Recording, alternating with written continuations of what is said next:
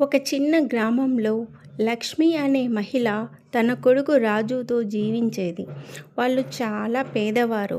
చిన్న మట్టి గుడిసెలో ఉండేవారు. కానీ పేదరికం మధ్య కూడా లక్ష్మి తన కొడుకును ప్రేమతో పెంచేది. రాజు తండ్రి చనిపోయిన తర్వాత లక్ష్మి అతనికి అమ్మ, నాన్న అన్నీ అయ్యింది. తన కొడుకు చదువు కోసం ఆమె పొలాల్లో కష్టపడేది. రాజు చిన్నవాడే అయినా చాలా తెలివైనవాడు.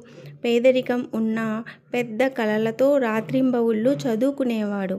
కొన్నిసార్లు లక్ష్మి ఆకలితో ఉన్నా తన కొడుకుకే భోజనం పెట్టేది. తన కొడుకు భవిష్యత్తు కోసం ఆమె ఎన్నో త్యాగం చేసింది. కాలం గడిచింది. రాజు బాగా చదివి నగరంలో ఉద్యోగం సంపాదించాడు. కొడుకు విజయం చూసి లక్ష్మి ఆనందంతో కన్నీళ్లు పెట్టుకుంది. నగరంలో రాజు చాలా విజయవంతుడయ్యాడు. డబ్బు, పేరు, గౌరవం అన్నీ వచ్చాయి. కానీ నెమ్మదిగా అమ్మ చేసిన త్యాగాలను మరిచిపోయాడు.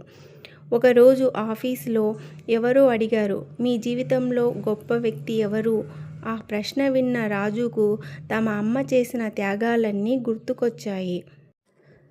రాజు వెంటనే తన గ్రామానికి వెళ్ళాడు. అమ్మ కాళ్ళ దగ్గర పడిపోయి క్షమించమని ఏడ్చాడు. లక్ష్మి ప్రేమగా తన కొడుకును ఆశీర్వదించింది. అమ్మ ప్రేమ ఈ ప్రపంచంలో అత్యంత పవిత్రమైనది.